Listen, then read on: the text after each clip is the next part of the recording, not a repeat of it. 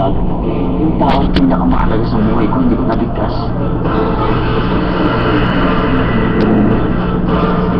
Nasaan ang asawa ko?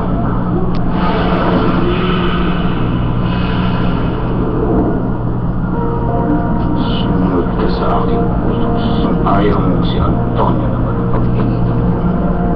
Ngayong Lunes. Akala ko kaibigan lang ang tuloy ko sa kanya. Mahal ko na pala si Esperanza. Huli na ba ang lahat? Tutuon ko na lang ang aking pansin sa pagpapabagsak kay Sina Juancho. Para ipaglaban ang nararapat? Hindi. Pagkatapos ng 24 oras sa GMA Telemaban.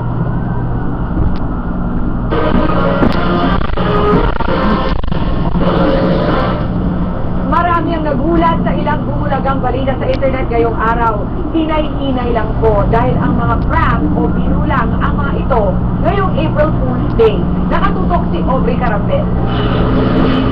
We are so close to the end. Tonight at midnight, YouTube.com will no longer be Ang accepting sikat na video sharing site ng YouTube, magsasara na. Ito ang bumulaga sa mga nag-i-internet kanina. Pero hindi naman pala ito totoo, kundi isa lamang April Fool's Day joke. Nakaugalian na ang mga ganitong prank o biro tuwing April 1. Alang sa isang sociologist, ang kaugalian ito sa Western countries naka-impluensya na rin sa maraming Pilipino.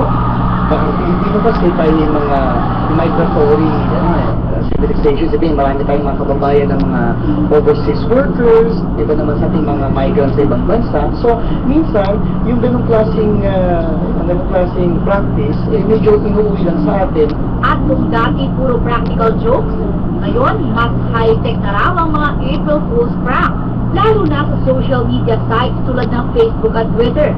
Dito nga raw sa bansa, gagawin ng 2013 Miss Universe Beauty Pageant. At pasikretong pagbisita ng tinaguriang Queen of Talk na si Oprah Winfrey.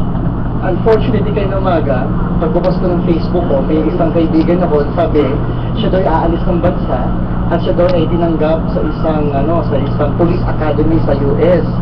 So ako naman sabi ko, wow, congratulations. So pag sabi ko congratulations, biglang text back sa akin, Happy April Fool's Day. Ang Google halimbawa ay naglabas ng kawakawang balita na maaari na raw mag-search gamit ang pang-amoy sa pamamagitan ng Google Notes. Sabi nga ng marami, paminsan-minsan kailangan din nating magsaya at tumawa. Pero gaya sa iba pang bagay, ano bang dapat ay hindi na maganda. April Fool's Day